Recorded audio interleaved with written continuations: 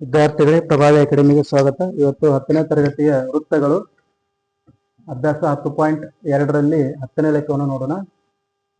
ಬಾಹ್ಯ ಬಿಂದುವಿನಿಂದ ಒಂದು ವೃತ್ತಕ್ಕೆ ಎಳೆದ ಎರಡು ಸ್ಪರ್ಶಕಗಳ ನಡುವಿನ ಕೋನ ಹಾಗೂ ಸ್ಪರ್ಶ ಬಿಂದುಗಳನ್ನು ವೃತ್ತ ಕೇಂದ್ರಕ್ಕೆ ಸೇರಿಸುವಂತೆ ಎಳೆದ ರೇಖಾಖಂಡಗಳ ನಡುವಿನ ಕೋನಗಳು ಪರಿಪೂರಕಗಳಾಗಿರುತ್ತವೆ ಎಂದು ಸಾಧಿಸಿ ಅಂತ ಹೇಳ. ಇಲ್ಲೇ ಏನ್ ಕೊಟ್ಟಾರ? ಒಂದು ವೃತ್ತ ಐತಿ, ಬಾಹ್ಯ ಬಿಂದು ಪಿ ಒಂದು ಬಾಹ್ಯ ಬಿಂದು, ಇಲ್ಲಿಂದ ಎರಡು ಸ್ಪರ್ಶಕಗಳನ್ನ ಎಳೆದಾರ. ಇಲ್ಲಿ ಈ ಸ್ಪರ್ಶಕಗಳು ವೃತ್ತಕ್ಕೆ ಸ್ಪರ್ಶಿಸಿ ವೃತ್ತ ಕೇಂದ್ರಕ್ಕೆ ಎಳೆದ ರೇಖೆಗಳ ನಡುವಿನ ಕೋನ ಹಾಗೂ ಬಾಹ್ಯ ಬಿಂದುವಿನಿಂದ ಹೊರಟ ಎರಡು ಸ್ಪರ್ಶಗಳ ನಡುವಿನ ಕೋನ, ಇವೆರಡು ಪರಿಪೂರಕ ಕೋನಗಳು ಅಂತೇಳಿ ಸಾಧಿಸಿ ಅಂತ ಹೇಳ. ಸಾಧನೆ ಈಗ ನಮ್ಗೆ ಆಲ್ರೆಡಿ ಗೊತ್ತೈತಿ. ಏನು? ಸ್ಪರ್ಶಕಗಳು ಒಂದು ವೃತ್ತಕ್ಕೆ ಸ್ಪರ್ಶಿಸಿದಾಗ ವೃತ್ತ ಕೇಂದ್ರದಿಂದ ಲಂಬ ಕೋನವನ್ನು ಉಂಟು ಮಾಡುತ್ತವೆ. ವೃತ್ತ ಕೇಂದ್ರದಿಂದ ಲಂಬ ಕೋನವನ್ನು ಉಂಟು ಮಾಡುತ್ತವೆ. ಅದರ ಅರ್ಥ ಕೋನ PAO ಈಸ್ ಈಕ್ವಲ್ ಟು ಕೋನ PBO ಇವೆರಡು ಕೂಡ 90 ಡಿಗ್ರಿ ಅಂತ ಅರ್ಥ. ಕರೆಕ್ಟಾ? ಈಗ ನಾವು ಎಲ್ಲಾ ಕೋನಗಳನ್ನ ಬರೆಯೋಣ. ಕೋನ PAO ಪ್ಲಸ್ ಕೋನ AOB ಪ್ಲಸ್ ಕೋನ OBP ಪ್ಲಸ್ ಕೋನ BPA ಈ ಎಲ್ಲಾ ಕೋನಗಳನ್ನು ಸೇರಿಸಿದ್ರೆ ಎಷ್ಟಾಗುತ್ತೆ?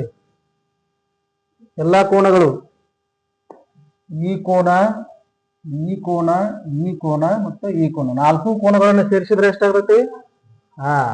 ಕರೆಕ್ಟ್, 360.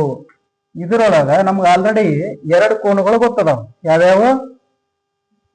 PAO ಮತ್ತು PBO. PAO ಮತ್ತು PBOಗಳು ಗೊತ್ತದಾವ. PBO ಎಲ್ಲೈತಿಲ್ಲಿ? PBO ಇಲ್ಲಿ ನಾನು OBP ಅಂತ ಬರ್ದೇನೆ. ಬೇಕಾದ್ರೆ ನೀವು ಇದನ್ನ PBO ಅಂತೇಳಿ ಬರ್ಕೋಬಹುದು. PBO ಇವೆರಡು ನಮ್ಗ ಗೊತ್ತದಾವ. PAO ಮತ್ತ PBOಗಳು ಎಷ್ಟದಾವ? 90. ಇದು 90 ಮತ್ತ ಇದು 90 ಮತ್ತ ಇದನ್ನ PBA ಎಲ್ಲ ಸೇರಿ 360 ಅಂತ ಗೊತ್ತಾಗ್ತದೆ. ಈಗ ಇವೆರಡನ್ನು ಕೂಡಿಸ್ರಿ, ಎಷ್ಟಾಯ್ತು? 180. ಅಂದ್ರೆ ಇಲ್ಲಿ ಏನ್ ಬರೋಣ? AOB plus BPA plus 180 is equal to 360.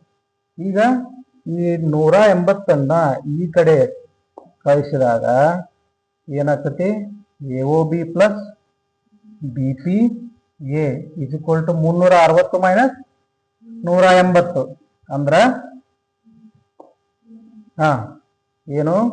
AOB plus BPA is equal to 360 180 ತೆಗೆದ್ರ ಕರೆಕ್ಟ್ 180. AOB ಮತ್ತ BPAಗಳು ಯಾವ್ಯಾವು ನೋಡ್ರಿ ಕೋನಗಳು? AOB ಮತ್ತ BPA. AOB ನೋಡ್ರಿ, ಇಲ್ಲಿ ಮೇಲ್ಗಡೆ A ಐತಿ. AOB ಅಂದ್ರ ಈ ಕೋನ. ಯಾವುದು?